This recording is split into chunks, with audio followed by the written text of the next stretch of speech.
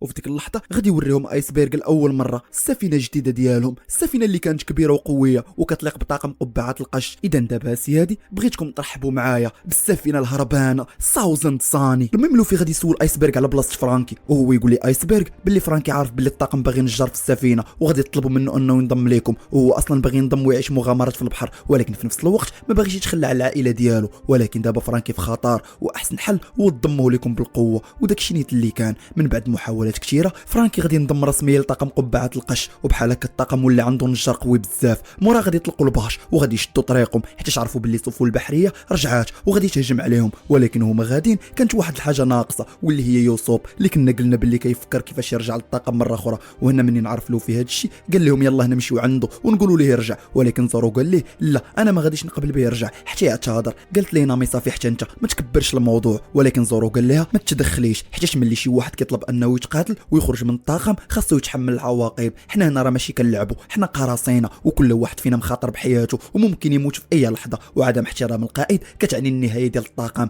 داكشي علاش ما غيرجع يوسف حتى يعتذر ويندم على داكشي اللي دار. وانا حتى سانجي اتفق معاه وقال نامي باللي زورو عنده الحق والرجوع ديال يوسف ما خاصوش يكون بهذه السهوله. وفي ديك اللحظه يوسف كان واقف حدا البحر وكيشوف الطاقم اللي تخلى عليه ومشى، وهو يتصدم في ديك اللحظه وقال كيفاش ما دووش معايا باش نرجع معاهم، ويلي واش لهاد الدرجه غادي يمشيو وغادي يخليوني. ولكن الطاقم في ديك اللحظه كان مشغول وكيتصدى للهجمات ديال البحريه وبالضبط هجمات قارب المدمره. وانا يوسف بدا كيجري وكيعيط وكيسب لهم المله وقال لهم رجعوا انا راه باقي صاحبكم. ولكن حتى واحد فيهم ما تسوق ليه وبحال هكا فهم باللي بصح غادي يتخلاو عليه. داكشي اللي خلاه غوت على حر جادو بدا كيقول سمحوا لي انا غلط وما كانش خاصني ندير داكشي، ولكن راه ما كنتش فاهم عافاكم سمحوا لي. هنا فسمعوا الاعتذار ديالو الطاقم كامل ضحك ولوفي في البلاصه مد لي يدو جروا للسفينه وهو كيبكي. وبحال هكا واخيرا رجع يوسف بشكل رسمي لطاقم قبعات القش. وانا فرانكي قال لهم كنظن دابا جا الوقت باش نشوفوا القدرات ديال السفينه الجديده. وفي ديك اللحظه قارب وجد كره حديديه كبيره باش يدمر بها السفينه، ولكن على غفله السفينه خرجت واحد المدفع من اللور وغادي تطلق ضربه قويه اللي خلت السفينه تطير لمسافه بعيده. وبحال هكا الطاقم غادي يهرب مره اخرى من البحريه. هنا قارب بدا كيضحك وقال هذا هو حفيدي وبصراحه كلكم عائله ديال المسطين. المهم من بعد الهروب ديالهم الطاقم غادي يحتفل بالانضمام ديال فرانكي. ولكن دابا غنخليو الطاقم شويه ونمشيو عند اللحيه السوداء تيتش اللي كان في واحد الجزيره مع الرجال ديالو. ولكن على غفله غادي يلقى قدامه ايس ناري. واخيرا ايس لقى علاش كيقلب تماك تيتش ضحك وقال ليه انا فرحان ملي شفتك القائد ايس، وانا غنعرفوا باللي ايس كان هو القائد ديالو في الوحده الثانيه ديال طاقم اللحيه البيضاء. المهم غادي يقول لي ايس ولكن راه حتى انت وليتي القائد ديال قراصنه اللحيه السوداء مارشال دي تيتش ضحك وقال ليه عندك الصح وشنو بالك تنضم للطاقم ديالي، انا عندي مخططات كبيره غادي تخلينا نسيطروا على العالم، واول حاجه غادي نديرها هي غادي نقتل قبعات القش اللي هجم على حكومه العالم. وهو يقول لي ايس قبعات القش راه خويا، اذا دابا انت راه عطيتيني سبب اخر باش نقتلك. وهنا غادي تبدا المعركه والرجال ديال تيتش هجموا على ايس ولكن بدون فائده. وتماك تيتش وقفهم وقال لهم ما تهجموش عليه حيت راه ما غاديش تقدروا عليه. وفي ديك اللحظه ايس حرقهم كاملين بالعافيه ومن موراه وقف قدام تيتش واستعد باش ينتقم منه. ولكن تيتش قال ليه انا ما كنتش باغي نقتل ساتش، وانا غنعرفوا باللي هاد ساتش هو عشيرو من اللي قتلوا تيتش في السفينه. وعاود قال ليه ولكن ساتش هو اللي لقى الفاكهه اللي كنت كنقلب عليها، وعلى حساب القوانين اللي كيلقى شي فاكهه كتولي ديالو. وحيت انا كنت قاري كتاب الفواكه كنت عارف مزيان القدرات ديال هاد الفاكهه وما كنتش قادر نخليها تضيع مني ولو نضطر انني نضحي على قبلها. وفي ديك اللحظه غادي يخرج الظلام من الجسم ديال تيتش وفي البلاصه قال الايس انت كليتي فاكهه العافيه وانا كليت فاكهه الظلام اللي هي اخطر واشر فاكهه لوجيا. ومن بعد غادي ينشر الظلام ديالو في المدينه كامله وفي ثواني قليله المدينه كلها غادي تدخل وسط الظلام. با تشهد القوه كامله مدينه على قد غبرات فرمشه عين. مورا غادي يخرج كلشي من وسط الظلام وهو مدمر. وفي ديك اللحظه ايس هجم عليه بالعافيه والعافيه شدات في جسم تيتش وبدا كيتحرك. وهو يستغرب ايس وقال ليه الا كانت الفاكهه ديالك من نوع لوجيا فعلاش العافيه كتخترقك. تيتش جاوبو وقال ليه الظلام كيجذب كلشي سواء كانت الهجمات ولا الاسلحه، وفي المقابل انا كنحس بالم كبير. اما فاكهه الظلام بصح من نوع لوجيا ولكن ما كتخليش الهجمات يدوزوا من وسط الجسم ديالي، ولكن في المقابل هاد الفاكهه عندها قوه كبيره. وفي ديك اللحظه غادي يستخدم قوه الظلام وبدا كيجر ايس لعنده. وايس حاول يستعمل قوه العافيه ولكن ما قدرش وكان مصدوم. وهو يقول ليه تيتش كيبان لي فهمتي دابا شنو كاين. وفي ديك اللحظه ضربوا بكروشيه ملاحه اللي طوشات ليه الدم من فمه وقال ليه باينه من شحال هادي ما خديتيش شي كروشيه بحالها، ولكن البلان هو ان فاكهه الظلام كتقدر تسحب قدرات الفواكه ديال الناس الاخرين. ويلي يعني دابا اي فاكهه اخرى تقدر توقف القوه ديالها. اذا على هذا الحساب ما كاينش شي مستعمل ديال شي فاكهه اخرى غادي يقدر يستخدم قوته ضد تيتش. المهم تيتش غادي يعاود يجر جر ايس لعنده، ولكن ايس قبل ما يفقد قوته ضربه بالعافيه مره اخرى، وهنا تيتش غادي توعت ولكن استخدم الظلام وصارت العافيه كامله، وهنا صافي طاح وما بقاش قادر ينوض، ولكن غادي يعاود يوقف وقال ليه انا دابا غادي نسالي هذا القتال. وفي ديك اللحظه غادي ينشر تيتش الظلام ديالو في كاع البلايص، وهنا ايس صنع كره ديال العافيه كبيره بزاف، وبجوج بهم استعدوا وجدوا الضربه القاضيه ديالهم، وفي ديك اللحظه غادي تساطح الهجوم ديالهم، والمشهد كان اسطوري بزاف لدرجه قوه الاصطدام هزت الجزيره كامله. ولكن المعركه ما بين تيتش وايس ما سالاتش هنا، حيت هذا القتال غادي يكون السبب في اندلاع حرب كبيره من هنا للقدام.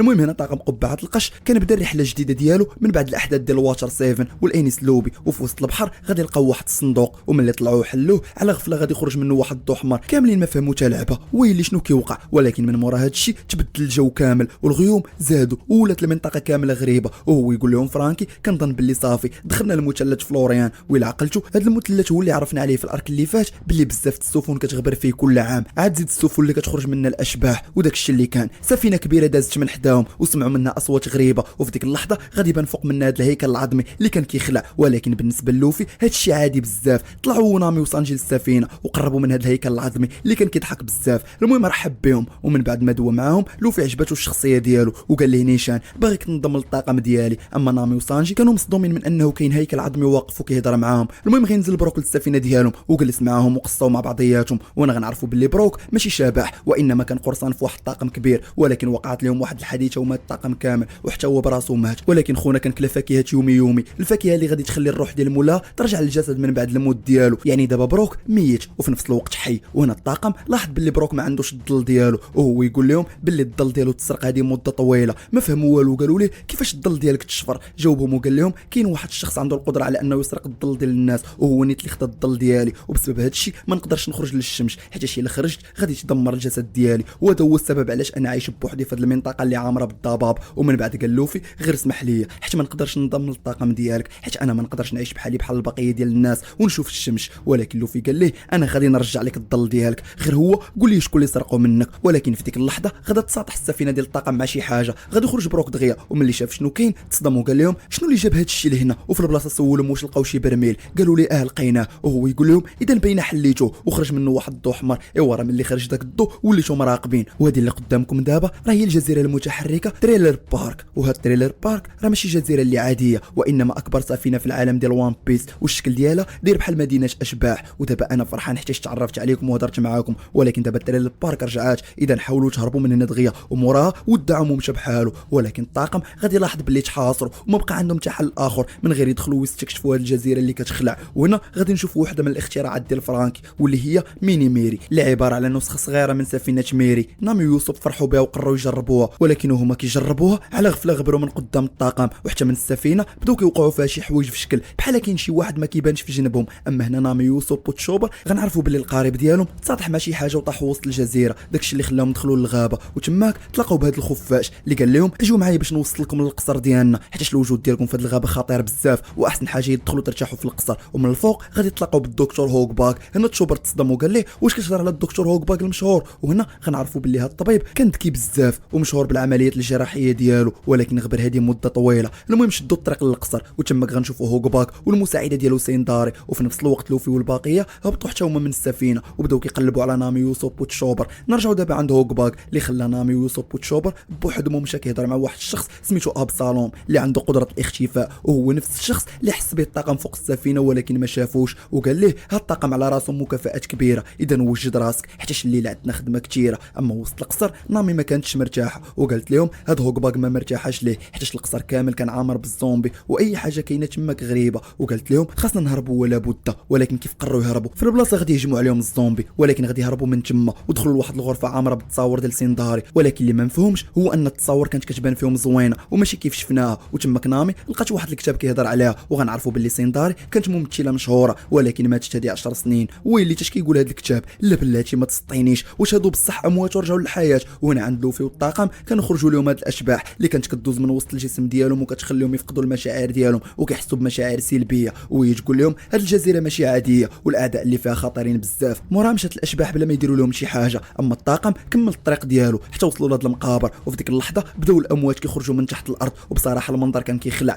اما نامي يوسف وتشوبر وهما هربانين وسط القصر كانوا وصلوا للمختبر ديال هوك باك، وتماك شافوه بعينيهم وهو كيصنع زومبي جديد. وهنا وهنا فهموا باللي هوكباك هو المسؤول على كاع الزومبي اللي كاينين في الجزيره، ولكن هما حاضينه على غفله. سمعوا الضحكه ديال بروك موراهم، ولكن في الحقيقه هذا ما كانش بروك، هذا كان واحد الزومبي كيشبه ليه في كل شيء، حتى الضحكه وطريقه الهضره. وهو يقول لهم بما انكم شفتوا المختبر فغير دخلوا عندنا. اما لوفي والبقيه كانوا هزموا كاع الزومبي بكل سهوله وشدوا طريقهم من القصر، ولكن خرج لهم واحد الشارف اللي ما كانش زومبي وقال لهم نتوما باينه فيكم اقوياء، اذا عافاكم عاونونا باش نرجعوا الظل ديالنا، وانا غنعرفوا باللي هذا الشارف حتى هو الظل ديالو مسروق. وهو يقول لي لوفي اذا الظل ديالك تسرق بحال بروك. قال لي تسرق وعافاك ردوا لينا، حيت اللي سرق راه كاين في هذا القصر وسميتو موريا. روبين تصدمات وقالت واش كتقصد جيكو موريا؟ قال لها هو. قلت لي ولكن شنو كيدير هنا؟ هذا راه واحد من شيشيبوكاي اللي تابعين للحكومه. اذا دابا وضاحت موريا هو اللي سرق ليه الظل ديالو وسرق حتى الظل ديال بروك وبزاف الناس اخرين اللي عايشين في الجزيره وسط الرعب وما يقدروش يخرجوا في الشمس. اما نامي وسوب وتشوبر وداك خينا اللي كان وراهم كان دخلهم بزز عند موريا. وهو يقول لهم خساره عرفتوا الحقيقه معطله، حيت الهجوم منتصف الليل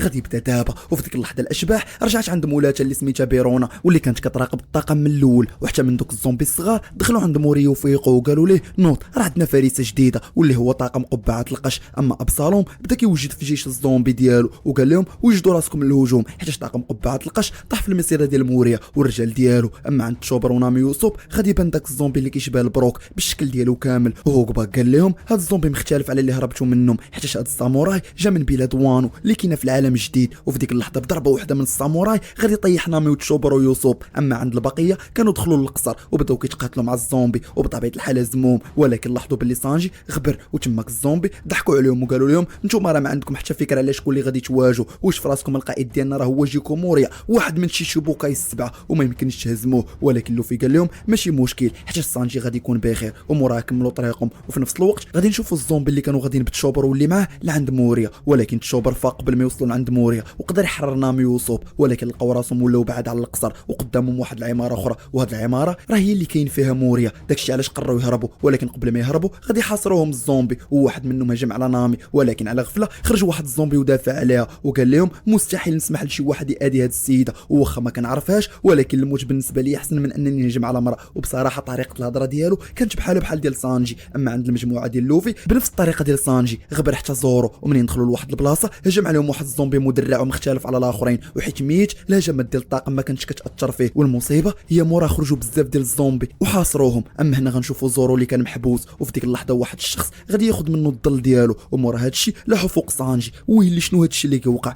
اما لوفي وروبين وفرانكي كانوا بداو كيتقاتلوا مع الزومبي، ولكن روبين جرات فرانكي اللي كان تحاصر وهربوا لهاد الجسر ووقفوا كيتسناو في لوفي، ولكن غيكتشفوا باللي تحبس وسط واحد الصندوق وبدا كيتسحب للفوق. في البلاصه جراو باش ينقذوه، ولكن غادي يخرج لهم هاد العنكبوت العملاق وقال لهم صافي كلشي سالا حيت الطاقم ديالكم تم الاباده ديالو وما غاديش تقدروا ديروا والو. وفي نفس الوقت عند نامي داك الزومبي كان كيتقاتل، والبلان هو كيتقاتل بنفس الطريقه ديال سانجي، ولكن ابصالوم اللي كان غبر خطف نامي وعلق بها وهو كيجري بها قال لها انت اجمل بنت شفتها في حياتي، داكشي علاش خاصنا نتزوجوا. ولكن نامي ضربته بصاعقه كهربائيه قويه وخلته ما بقاش قادر يتحرك، وموراه هربت هي ويوسوب وتشوبر من الزومبي. اما فرانكي وروبين كانوا تحاصروا من كاع الجويه، من وراهم الزومبي المدرعين ومن القدام داك العنكبوت العملاق، ولكن فرانكي غادي يدمر الجسر وغيطيحوا كاملين. وفي ديك اللحظه طلق فرانكي يدو الحديديه وشد في الخيط ونجاو روبين في اخر لحظه، ولكن العنكبوت قال لهم ما غاديش تهربوا مني بهذه السهوله، وانا لاول مره غادي نشوفوا جيكو موريا اللي غيضحك وقال لوفي قريب غادي تولي خادم مخلص ديالي. اما عند نامي والاخرين كانوا باقيين هربانين حتى غادي يلقاو واحد المونيكا وغيتخباو وسط منا، واصلا هاد المونيكا كانت تابعه لبيرونا. اما بيرونا غادا تلاقى بابصالوم وقالت ليه موريا باغينا نحضروا عنده حيت غادي يكشف الوحش العملاق ديالو. نرجعوا دابا عند فرانكي وروبين اللي كان ديك الساعه العنكبوت العملاق طلع لعندهم بالزربه غادي يتقاتل مع فرانكي، ولكن الشبكه ديالو كانت سريعه وكثيره والقوه ديال فرانكي ما نفعتش معاه. عاد زيد روبين اللي حاصرت الشبكه ديال هاد العناكب الصغيره، عاد زيد فرانكي اللي ما بقاش قادر يتحرك حيت دوك العناكب الصغار كانوا سريع بزاف، ومانيت اللي شدوا سانجي وزورو والطريقه هي كانوا كيدوروا عليهم الشبك في ثانيه وحده. وموراها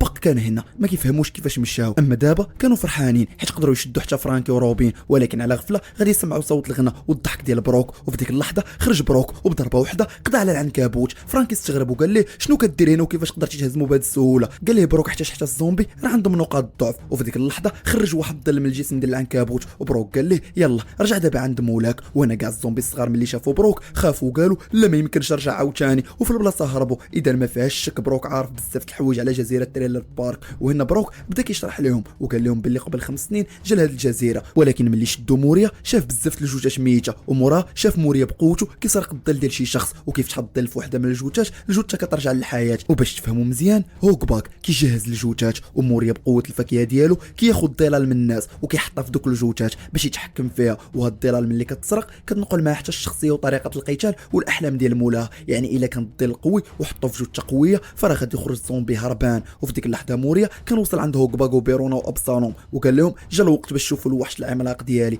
اما لوفي كان كيحاول يهرب ولكن بيرونا بالاشباح ديالها خلاته يفقد العزيمه. وموراها موريا استغل الفرصه وسرق الدلال ديالو. لا ما يمكنش، لوفي حتى هو تقولب. اما نامي وتشوبر ويوسوب كانوا كيشوفوا كل شيء من بعيد وما متيقينش عينيهم. اما هوك باك ضحك وقال لهم اللحظه اللي كنت كنتسنى من شحال هادي وصلات، حتى الوحش ديالي واخيرا غادي يتحرك وحتى واحد ما غيقدر يوقف قدامنا. اما بروك قال لروبين وفرانكي غالبا صحابكم دابا تسرقات لهم الظلال ديالهم، وإلا كان وقع هكا فغالبا موريا غادي يرجعهم للسفينه باش يديها للبحر ويخليها تبعد عليه وما يقدروش يرجعوا باش ياخذوا الظل ديالهم. ويتقول لي روبين ولكن علاش ما كيقتلش الناس اللي كيسرق لهم الظل ديالهم؟ قال له حيت الظل ومولاه مربوطين ببعضياتهم، وإلا مات مولاه فيعني الظل حتى هو غادي يغبر. ومن بعد عطاهم الملح وقال لهم هذه هي نقطه ضعف الزومبي، الا دخل الملح الجسم ديالهم الظل في البلاصه غادي يخرج منهم. اما دابا انا باقي عندي قتال ضد الزومبي اللي فيه الظل ديالي واللي هو الساموراي اللي كنا شفناه. وفي نفس الوقت غنشوفوا موريا اللي خدا ظل لوفي، وغنشوفوا حتى الوحش الهربان اللي كان مجمد. بابا تا اش هادشي، وحش كبر حتى من العمالقه. وفي ديك اللحظه موريا قال الظل من اليوم غادي تكون واحد من الرجال ديالي حيت انا هو مولاك وغتعيش كخادم عندي وغتسمع كلامي. وفي ديك اللحظه غادي يحط الظل ديال لوفي وسط داك الوحش، وفي البلاصه الوحش غادي يوقف وغيقول لهم فيه الجوع. اما نامي يوسف وتشوبر غادي يهربوا كيف شافوه ناض ووقف. ولكن البلان هو انهم دابا فاهمين كل شيء وعارفين انه كباك هو اللي كيصنع الجوتات. ولكن هنا ابسالوم غادي يهجم على يوسف وتشوبر من اللور وشد نامي وقال لها ما غاديش تعاودي تهربي مني عاوتاني. غادي يحاولوا يوسف وتشوبر يعتقوها ولكن ابسالوم غادي يغبر. وفي ديك اللحظه غادي يخرجوا بزاف ديال الزومبي اللي غادي يهجموا على تشوبر ويوسف وحاصروهم من كاع الجويه لدرجه ما بقاو قادرين لا يهربوا لا حتى يتحركوا. ولكن على غفله غادي يجي فرانكي وروبين وغيستخدموا عليهم الملح وغيخرجوا الظلال من وسط الزومبي. اما هنا موريا كان عطى الوحش يقصي وقال ليه وجد راسك حيت عندنا ما يدار. ولكن الوحش قال ليه اشنو جابني انا لهنا، من المفروض نكون وسط البحر باش نولي ملك القراصنه. وفي ديك اللحظه غادي يضرب الحيط بضربه قومو وغيخرج على برا وقال يلا نبداو مغامره جديده. اذا الشخصيه ديالو في لحد الساعه طاغيه على الوحش. نرجعوا عند بروك اللي دابا غادي نشوفوا واقف قدام الساموراي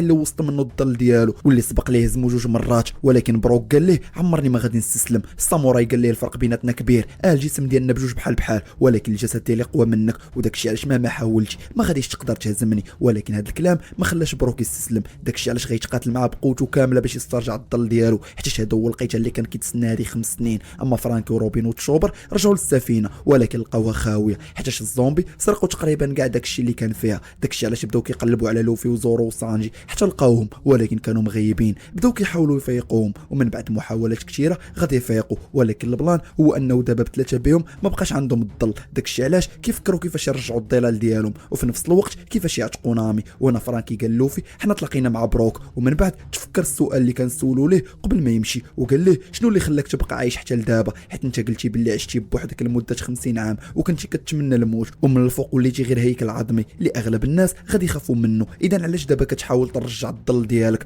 ضحك بروك وقال ليه كلامك صحيح ولكن انا عندي وعد خاصني نوفي به لواحد الشخص مهم. وفي الحقيقه الطاقم ديالي كامل كان مواعد هذا الصديق اللي كنعرفوه اكثر من 50 عام واللي كنا خليناه في واحد البلاصه ووعدنا باللي غنرجعوا لعنده. ولكن دابا دازت اكثر من 50 عام والطاقم ديالي كامل مات وحتى واحد ما رجع عليه وبقيت غير انا. ويمكن هذا الصديق مازال واقف كيتسنانا ومازال مامن بالوعد ديالنا وما تحركش من بلاصتو. والا كان باقي حي فانا متاكد باللي كيتالم اكثر مني وخا وليت غير هيكل عظمي ما نقدرش نموت قبل ما نوفي بالوعد ديالي حيت الرجال خاصهم يوفيو بالوعود ديالهم. ومورها قال ليه هذا الصديق سميتو لابون واحد الحوت كبير اللي خليناه في البدايه ديال الجراند لاين. غير سمع له في هذه السميه تفكرني ان شاء الله لابون الحوت اللي تلاقى معاه كيف دخلوا الجراند لاين واللي كان تابع للطاقم اللي وعدوا باللي غادي يرجعوا لعنده. يعني الطاقم اللي كان كيتسنى لابون هو طاقم بروك والهدف الواحد اللي مخلي بروك باقي عايش لحد الساعه هو باغي يرجع عند لابون اللي مازال حتى لدابا باقي كيتسناهم يرجعوا. وفي نفس الوقت كان بروك باقي كيتقاتل مع الساموراي بقوته كامله قتال اللي شبعان عزيمه واصرار. ولكن واش غادي يقدر يهزم هذا الساموراي زعما؟ اما لوفي منين سمع هذه القصه تحمس بزاف وقال لهم بروك خاصو ينضم للطاقم ديالنا. كلشي وافق وقال ليه غينضم لينا ولو بزز. ودابا اول حاجه خاصنا نديروها هي نهزموا الزومبي ونرجعوا الظلال لما ليها. وانا لوفي قال لهم انا غادي نهزم موريا ومنين غيتهزم ديك الساعه غادي تخرج جميع الظلال من الزومبي. اما سانجي تعصب منين عرف باللي نامي قربت تزوج بابسالوم حيت ابسالوم ابصالوم كان موجد كلشي باش يديروا العرس ديالهم، وانا الطاقم غادي يقرروا يتقدموا ويتقاتلوا مع اي زومبي غادي يوقف ضدهم. وفي نفس الوقت جيكو موريا قالوا ليه الرجال ديالو باللي الوحش العملاق مازال ما بغى يسمع هضرتنا. ضحك موريا وقال لهم ما كاين حتى شي مشكل، غير مساله وقت بين ما تغبر الشخصيه ديال الظل وديك الساعه غادي يسمع هضرتنا، وبهذا العملاق غادي نقدروا نسرقوا الظلال ديال اقوى القراصنه. وفي ديك اللحظه جا واحد الخفاش وعلم موريا بكاع داكشي اللي وقع، وباللي لوفي والطاقم ديالو فاقوا من الغيبوبه وعرفوا حتى نقطه الضعف ديال الزومبي واللي هي الملح. تما كبيرونا قالت لهم ما كاين حتى مشكل حيتاش قادر ندمر العزيمه ديالهم بالاشباح ديالي. وداكشي اللي كان لوفي والبقيه بداو كيتقاتلوا وكيقضيو على الزومبي واحد مورا واحد، ولكن على غفله الوحش العملاق طاح قدامهم وفرقهم على بعضياتهم. وواخا هكاك لوفي وتشوبر وروبين كملوا طريقهم وما وقفوش حتى وصلوا عند الدكتور هوك باك، غادي وقف تشوبر وروبين ضده، اما لوفي كمل طريقه حتى وصل هو اخيرا عند جيكو موريا. وانا فرانكي ويوسوب وزورو وسانجي كانوا واجدين باش يتقاتلوا مع الوحش العملاق، ولكن خونا تجاهلهم وقال خاصني نولي ملك القراصنه في اقرب وقت. داكشي اللي خلاهم حتى هما كملوا طريقهم حتى وصلوا للدار ديال بيرونا اللي كانت كتستعمل فاكهه الاشباح اللي كتخلي اي واحد يفقد العزيمه ديالو وما كاين حتى طريقه يهزموها بها من غير انك تهرب منها. وفي ديك اللحظه الاشباح ديالها دازوا من وسط منهم كاملين، وفي ثانيه وحده بداو كيبكيو وكيتمنوا الموت. ضحكت عليهم وقالت لهم هادشي ساهل، دغيا قدرنا نهزموا 4 من الطاقم في دقه وحده، ومن موراه امراض الزومبي باش يهجموا عليهم. ولكن يوسف ناض واستعمل الملح وخرج الظلال من الزومبي. هنا بيرونا ما فهمتش كيفاش الاشباح ديالها ما اثروش فيه، وفي البلاصه عاودت دوزاتهم من وسط منه، ولكن حتى هاد المره ما اثروش فيه. وهي تقول لي كيفاش شنو السر ديالك انت؟ قال لها انا ما عندي حتى شي سر حيت انا اصلا شخص سلبي، يعني دابا يوسف هو الشخص الوحيد اللي يقدر يواجه بيرونا. وهنا قال زورو سانجي وفرانكي القوه ديالكم ما غاديش تنفع هنا، سيروا قضوا على الزومبي وخليوني مني لبيرونا. وداكشي اللي كان كملوا طريقهم، وسانجي مشى بالزربل عند نامي اللي كانت ديك الساعه لابسه كسوه العرس حيت ابصالهم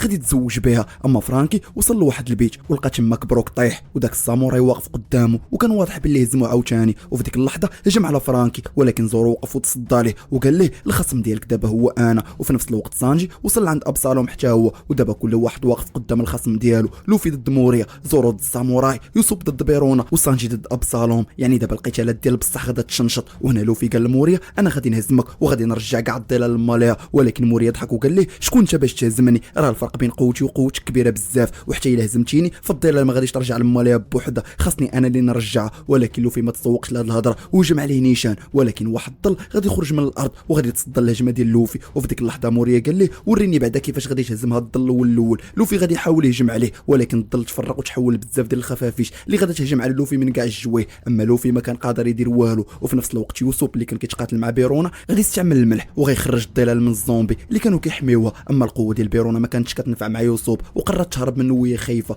اما عند سانجي كان وصل دغيا عند الزومبي اللي هز نامي وداها ليه، وكيف هجم عليه ابصالهم تفادى الهجمه ديالو وقال ليه كيفاش جرأتي تهجم عليا وانا شاد نامي. وهنا حط نامي وقال لها ارتاحي هنا وسمحي لي حيت تعطلت عليك. ومن موراه في البلاصه ضرب ابصالهم بهجمه قويه بزاف لدرجه ابصالهم تصدم وقال كيفاش هذا الجسد اللي صنعوه هوكباك ما قدرش يتحمل الضربه ويلي. اما سانجي كان معصب وبدا كيسلخ فيه وما رحموش. وانا ابصالهم ما فهمش على سانجي حاقد عليه وكيسلخ فيه بحال هكا وهو يقول لي سانجي انا بسببك الحلم ديالي عمره ما غادي يتحقق. ابصالهم استغرب وقال ليه كيفاش ما غاديش تقدر تحقق الحلم ديالك؟ اش دخلني انا في هذا الشيء؟ تماك سانجي قال ليه باللي قرا كتاب ديال فواكه الشيطان ملي كان صغير وكان الحلم ديالو هو ياكل فاكهه التخفي، ولكن بما انه ما كاينينش جوج ديال الفواكه بنفس القوه فابصالهم ضيع الحلم ديال سانجي. داكشي علاش هو حاقد عليه ديال بصح. وفي ديك اللحظه ابصالهم غادي يوقف وغادي يكشف قوته كامله وقال لسانجي انا ما غاديش نخليك تدمر لي الزواج ديالي. وانا سانجي غادي يهز نامي باش يحميها ولكن ابصالهم قرر يستهدفها. داكشي اللي خلى سانجي يهزها للفوق باش يحميها، ولكن ابصالهم بدا كيسلخ فيه وخلاه كيتالم. ولكن واخا هكاك غادي يقدر يشد الرجل ديال ابصالهم واخا كان غابر، وبسرعه هربانه غادي يضربوا بهجمات متابعه اللي غادي تقضي عليه بشكل نهائي. اما لوفي كانت باقا الخفافيش ديال موريا كتهجم عليه وما خلاوش حتى يتحرك، ولكن على غفله نقص للتحت وقدر يوصل لموريا وضربه. وفي ديك اللحظه ضحك وقال ليه مهما درتي في الاخر غادي نوصل لك. وفي نفس الوقت يوسف كان باقي يتابع بيرونا حتى وصل لواحد البلاصه ولقاها واقفه قدامه، ولكن هاد المره كانت طايره بحال الاشباح وتايقه في راسها. المهم يوسف بدا كيلوح على القنابل، ولكن القنابل كان كيدوزو من وسط الجسم ديالها بحال ولات شبح من الاشباح اللي كانت كتحكم فيهم. يعني دابا يوسف ما بقاش عارف كيفاش غادي يقضي عليها. اما بيرونا قالت ليه انا في الاول خفت حيت قوتي ما اثراتش فيك ولكن غير تهنى، هذه غادا تكون النهايه ديالك. وفي ديك اللحظه خرجت واحد الاشباح صغار وهجمت عليه بهم وبدات كتفرقعهم عليه، وبسبب هذا الشيء ولات حالته حاله. ولكن ما حبساتش هنا حتى من واحد الدب زومبي اللي تابع عليها هجم عليه وكمل عليه. ولكن واخا هذا الشيء كامل غادي يقول انا الوحيد اللي نقدر نهزمها، وإلا ما قدرتش غادي تقضي على الطاقم كامل. داكشي اللي خلاه يستعمل الملح وخرج الظل من الدب الزومبي. ومن موراه هرب وهو كيفكر في كيفاش بيرونا تبدلت على غفله حيت اختنا كانت خايفه وهو تابعه، ولكن شنو دارت فاش غبرات على غفله، ولكن من كثرة العصا طاح في الارض، وكيف هز راسو غادي يشوف الباب ديال واحد البيت وهو يقول صافي فهمت السر. وفي ديك اللحظه غادي يهجم على الباب وغادي يدمرو، وتماك بيرونا الاصليه كانت جالسه. وهنا غنعرفوا باللي بيرونا استخدمت قوه الاشباح وخرجت من الجسم ديالها باستعمال قوه الاشباح، داكشي علاش الهجمات ما كانتش كتاثر فيها. وهنا يوسف غادي يحاول يستهدف الجسم ديالها، ولكن هذا الشبح الكبير وقف قدامه وتصدى ليه. اما بيرونا رجعت بالزربه للجسم ديالها. وهنا في بلاصه اخرى في القصر روبين كانت كتحارب مع هذا الزومبي اللي فيه الظل ديال زورو، واللي القوه ديالو كانت هربانه بزاف، داكشي اللي خلى روبين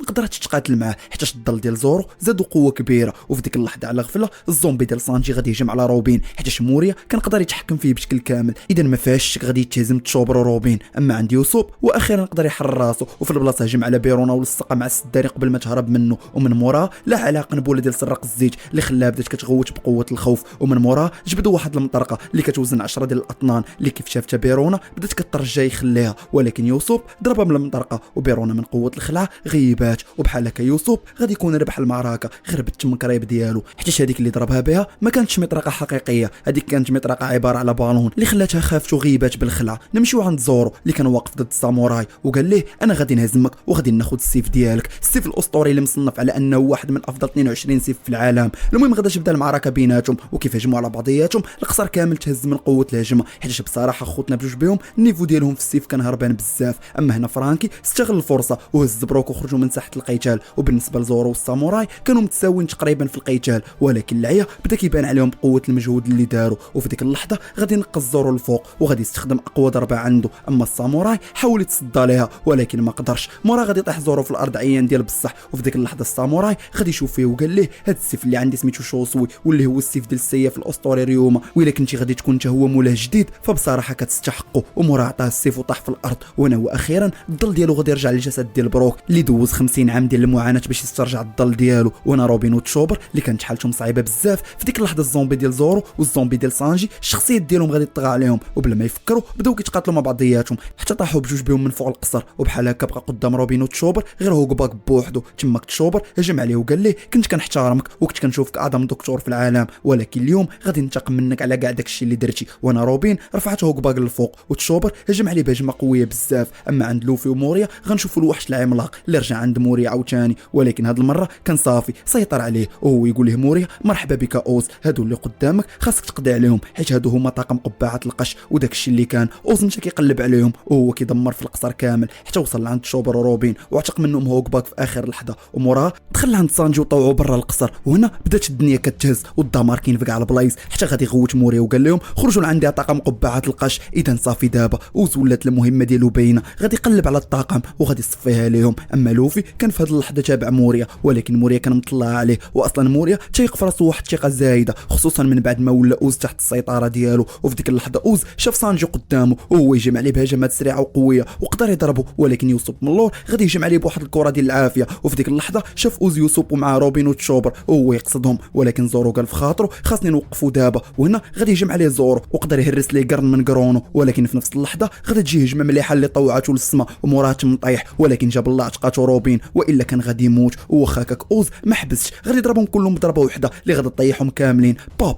بصراحه القوه ديالو هربانه وعلم الله كيفاش غادي يهزموه حيت ما كيبانش ليا باللي كاينه شي هجمه اللي غادي تاثر فيه. نخليو دابا اوز وافراد الطاقم ونمشيو عند بيرونا اللي استرجعت الوعي ديالها، وكيف فاقت لقات اوز كيدمر في القصر وهي تقول للزومبي اللي معاه يلا ناخذوا السفينه ديال الطاقم ونهربوا من هنا حيت الا بقينا كلنا غادي نموتوا. اما هنا غادي يعاود يوقف الطاقم كله في وجه اوز حيت بطبيعه الحال ما غادي يسلموا بهذه السهوله، غادي يجمع عليهم اوز ولكن غيهربوا وغيبداو يفكروا في كيفاش يوقف حيت هو لابد غادا تكون عنده شي نقطه ضعف. وفي ديك اللحظه غادي يتعاونوا كاملين وغادي يهجموا بهجوم هربان اللي غادي يخليه يفقد التوازن ديالو. وهنا سانجي غادي يضربوا في رجليه اللي غتخليه هو اخيرا والاول مره يطيح في الارض. اما في القصر ناميتا هي كانت رجعت للوعي ديالها، وفي طريقها تلقات بهاد الزومبي الصغار اللي ضرباتهم وعرفت منهم باللي بيرونا خدات كل شيء من القصر ومشات باش تهرب بالسفينه، داكشي اللي خلاها قصدت السفينه باش تحبس بيرونا. وهنا العملاق اوز غادي يغوت وقال لهم اليوم نعفط على باباكم، ولكن يوسف من بعد تفكير طويل طاحت عليه فكره وقال لهم عندي فكره، الى الوحش كاين وسط منه الظل ديال لوفي فرا نقدروا نشتوا التركيز ديالو. وفي ديك اللحظه قال ليه شوف ليه راه كاين اللحم تقول بدور وجهه، وفي البلاصه ضربوا بشماله وطيحوا، ولكن واخا هكاك ما اثروش فيه. ايوا عشراني كيبان لي هاد المعركه ما غاداش تسالي بهاد السهوله. وهنا نامي كانت وصلت للسفينه اللي وقف فيها بزاف الزومبي وكيعمروها باي حاجه، وتما كيف شافتها بيرونا ضحكت عليها وقالت لها ياك اليوم غتولي العروسه ديال ابصالهم وفراسك دابا راه هاد السفينه ولاد ديالي وما غتقدريش تهزمي الاشباح ديالي. وفي الوقت اللي بيرونا كدوي فيه غادي يبان من موراه واحد شيتشيبوكاي اخر واللي هو طاغيه بارتولوميو كوما. ويلي شنو اللي جابوه لهنا؟ وفي الحقيقه الشكل ديالو كان كيخلع. هنا بيرونا شدات الخلعه لدرجه ما بقاتش قادره توقف على رجليها، وفي ديك اللحظه حاولت تطلق الاشباح ديالها عليه ولكن كوما بقيصه وحده منه غبرات من تما وتا واحد ما عرف فين مشات ولا كيفاش غبرات. وهنا كاع الزومبي تخلعوا بداو كيهربوا، اما نامي ما فهمات والو. وفي ديك اللحظه قرب لعندها وقال لها واش قبعه القش كاين هنا؟ قالت لي في البلاصه خلاو قصه تريلر بارك. اما نامي بدات كترعد بالخلعه وقالت ويلي واش جا قبل لوفي ولا كيقلب على شي حد اخر؟ لا خاصني نحضر الطاقم كامل ضروري. اما لوفي كان باقي تابع موريا حتى وصلوا للغابه، ولكن في الاخر اكتشف باللي كان تابع غير الضل ديال موريا، يعني موريا قولبو، حيت ديك الساعه لقى راسو بعيد بزاف على القصر. داكشي اللي خلاه رجع كيجري. اما عند البقيه ديال الطاقم زورو غادي يتقدم هو شاد السيوفه ديالو بثلاثه. وهنا غادي نشوفوا لاول مره القوه الحقيقيه ديال السيف الاسطوري شوسوي. اوز هجم عليه ولكن زورو بضربه واحده بالسيف قدر يبدل اتجاه الهجمه ديالو، ومن بعد ضربه بضربه قويه في رجله اللي خلاه يطيح. ولكن اوز وقف بالزربه بحال ما وقع ليه والو، حيت اصلا هو زومبي والجسد ديالو ميت وحتى حاجه ما كتاثر فيه. وهنا بدا الطاقم كيخاف حيت خاصهم يساليو هاد المعركه قبل ما تطلع الشمس، حيت الا طلعات لا زورو ولا سانجي ولا لوفي غادي يبقاو قادرين يتقاتلوا والشمس بوحدها غتقضي عليهم. نمشيو دابا عند موريا اللي كان واقف مع كوما، يعني جوج ديال تشيتشيبوكاي واقفين مع بعضياتهم. وهو يقول له كوما انا جيت هنا باش نعطيك تقرير الحكومه، وهذا التقرير كيقول بلي تعين تشيتشيبوكاي جديد في بلاصه كروكودايل اللي كان هزمو لوفي. وهذا تشيتشيبوكاي جديد راه هو المارشال دي تشيتش المعروف باللحيه السوداء. وإلا عقلتو تشيتش راه هو اللي شفناه في الاحداث اللي فاتت فاش كان كيتقاتل مع ايس. ولكن بلاتي شنو دار الحكومه باش ولات تشيتشيبوكاي؟ اما عن الطاقم اللي كان كيتقاتل مع اوز بلا ما يفهموا شي لعبه. موري يخرج من كرش اوز وهو كيضحك ديك الضحكه الغريبه ديالو وقال لهم غادي نعطيكم واحد الفرصه، الا قدرتوا تهزموني غادي نرجع جامع الظلال لماليها. يعني دابا ما بقاش غير اوز اللي ضدهم، حتى موري غادي يدخل المعركه. ولكن في ديك اللحظه بروك غادي يوصل واخيرا هو جايب معاه خنشه كبيره عامره بالملح، وهذه الكميه غادي تكفي باش يخرجوا الظل ديال لوفي من وسط اوز. ولكن خاصهم يوصلوا ضروري لوجه اوز ويخليوه ياكل هذا الملح. وداك الشيء اللي كان الطاقم كامل هجم عليه وفرانك يقصدوا بسرعه كبيره، ولكن اوز ضرب مو بواحد الكروشيه لحتو كاو وصافي كان غادي يكمل عليه. ولكن على غفله تجمعوا الغيوم فوق اوز وغيضربوا بالبرق. اذا واخيرا حتى نامي وصلات وتخشج معاهم في القتال. اما في الغابه لوفي هو باقي كيجري تلاقى مع واحد الطاقم ديال القراصنه اللي موريا كان سرق لهم الظلال ديالهم. وهاد خيتي للقائده ديالهم كانت سميتها لولا، قالت ليه حنا بغينا نعاونوك باش تهزم موريا حيت اشتري البارك عمرها ما وصلت لهاد الشيء، وإلا موريا ما تهزمش دابا عمر شي واحد ما غادي يقدر يهزمه. ومن بعد قالوا ليه باللي يقدروا يشدوا الظلال اللي كتخرج من وسط الزومبي، وفي البلاصه جابوا واحد الظل ودخلوا وسط لوفي. وفي ديك اللحظه لوفي حس براسو اكتسب المهارات ديال الظل ولا قادر يستخدم السيف. وقالوا ليه باللي هاد الظل كان ديال واحد السياف، يعني اي ظل غادي يدخل وسط لوفي غادي يكتسب المهارات ديالو. داكشي اللي خلاهم جابوا بزاف ديال الظلال ودخلوهم كاملين في لوفي، يعني دابا كل ظل غادي يزيد القوه ديالو. وواخا هادشي كان مخاطره كبيره ولكن ما كان عندهم حتى حل اخر. نرجعوا دابا عند الطاقم اللي هجم عليهم اوز، وعلى غفله الجسد ديال اوز بدا كيطول بطريقه غريبه. وهنا موريا قال لهم انا دابا اللي وليت كنتحكم في الظل ديال اوز، واصلا الظل والجسد مربوطين مع بعضياتهم، يعني الا بدلت شكل الظل حتى الجسد غادي يتبدل معاه. وهنا اوز بدا كيوجد الهجمه قويه بزاف، وفي ديك اللحظه طول دراعو بالزربه باش يضربهم، ولكن على غفله غادي يوقف. كلشي استغرب ويلا اش واقع. ولكن هنا غنعرفوا باللي روبين هي اللي وقفت موريا وخلاتو ما بقاش قادر يتحرك، ومن موراه قسماتو على جوج. ولكن كيف تلفتات لقات موريا اللور وهو يقول لها هذاك اللي وقفتي كان غير الظل ديالي. وفي ديك اللحظه شدوا سحب الظل ديالها وفي البلاصه طاحت مغيبه ناري على بلان عاوتاني. وانا موريا عاود سيطر على الجسد ديال اوز وهو فرحان. ولكن من فوق اوز تشوبر قال للطاقم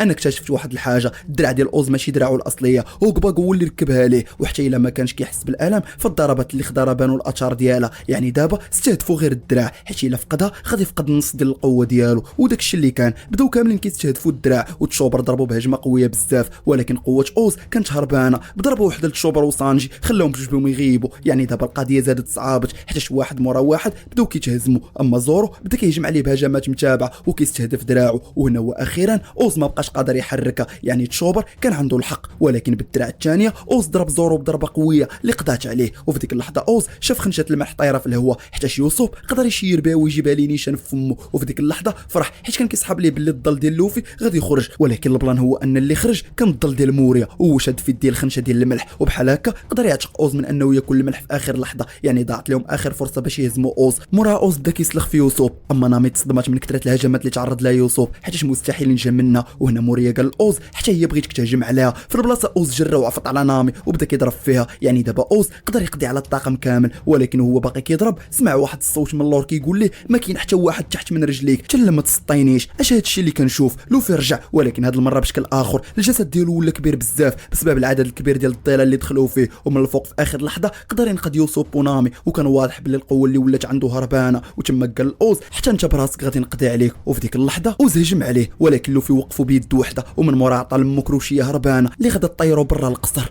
بابا تعاش هاد القوه اللي ولات عند لوفي، خونا راه ولا قادر يضرب اوز بكل سهوله. وانا شدو من راسو بدا كيلعب به، وبهجمات قويه ومتابعه اللي خرج فيها لوفي قوته كامله غادي يفرق عليا اوز وغادي يلوحو كاو. يعني اوز واخيرا تهزم. وفي ديك اللحظه كاع الديلال خرجت من الجسد ديال لوفي، حيت القوه كانت كبيره بزاف، ولكن الجسد ديالو ما كانش يقدر يتحملها مده طويله. وهنا الطاقم ديال الاولى فرحوا بزاف حيت الخطه نجحات وقدروا يهزموا اوز، ولكن دابا خاص موريا ضروري يرجع الديلال لمالها. ولكن البلان اللي ما كانوش متوقعينه هو ان اوز غادي يعاود يوقف على رجليه مره اخرى. ويلي اش هاد الشيء؟ كيفاش؟ واش هذا ما باغيش يسالي ولا شنو؟ ولكن حتى من لوفي غادي يوقف هو البقيه ديال الطاقم. ولكن هاد المره كانت عندهم خطه جديده، غادي يعاودوا يتعاونوا مره اخرى، وقدروا يثبتوا اوز في بلاصتو لدرجه ما بقاش قادر يتحرك. وهنا من اعلى بلاصه في تريل بارك بروك غادي يلوح لوفي من السما نيشان جهه اوز. وفي ديك اللحظه زورو غادي يغفلو وغادي يهجم عليه بهجمات قويه. وفي نفس اللحظه لوفي من السما غادي يهبط على اوز بضربات غومو نيشان الوجه اللي بسببها غادي يخمج وغيطيحوا لاطه. وبحال هكا واخيرا اوز تهزم وما بقاش قادر يتحرك. ولكن المعركه باقا ما سالاتش حتى الشمس قربت تطلع، وموريا رغم العصا اللي خدا كان باقي قادر يتحرك. وانا قال لوفي عمرك ما غتقدر تهزم جيش الزومبي ديالي. ومن موراه بدا كيسحب الظلال من كاع الزومبي اللي في تريل بارك، وفي البلاصه دخلهم كاملين في الجسد ديالو. ناري ما تسطينيش، هذا راه ولا كبر من اوز، والقوه ديالو ولات كبر من قوه لوفي واوز مجموعين. ولكن واش غيقدر يسيطر على هذه القوه الهربانه زعما؟